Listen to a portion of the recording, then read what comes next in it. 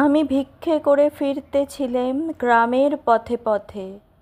তুমি তখন চলেছিলে তোমার স্বর্ণরথে।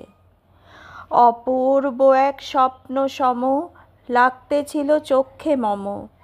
কি বিচিত্র শোভা তোমার, কি বিচিত্র সাজ!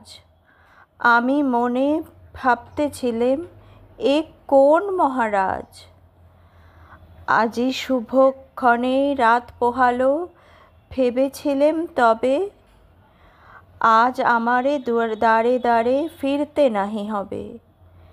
বাহির হতে নাহি হতে কাহার দেখা পেলাম পথে। চলিতে রথ ধন ধান্য ছড়াবে দুই ধারে।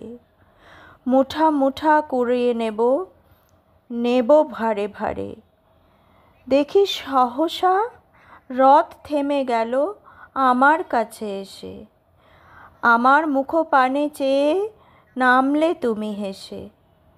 দেখে মুখের প্রসন্নতা জুড়িয়ে গেল সকল ব্যথা। হেন কালে কিসের লাগিত তুমি অকস্মাৎ আমায় কিছু দাও গো বলে বাড়িয়ে দিলে হাত। মরি এ কি কথা রাজাধিরাজ, আমায় দাও গো কিছু!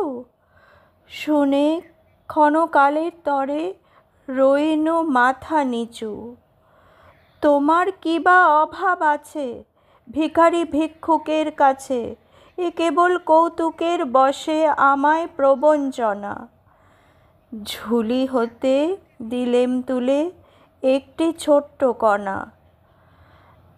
যবে পাত্রখানি ঘরে এনে উজাড় করি, এ কি ভিক্ষা মাঝে একটি ছোট সোনার কণা দেখি। দিলেম যা রাজ ভিখারিরে, স্বর্ণ হয়ে এলো ফিরে। তখন কাঁদি চোখের জলে দুটি নয়ন ভরে।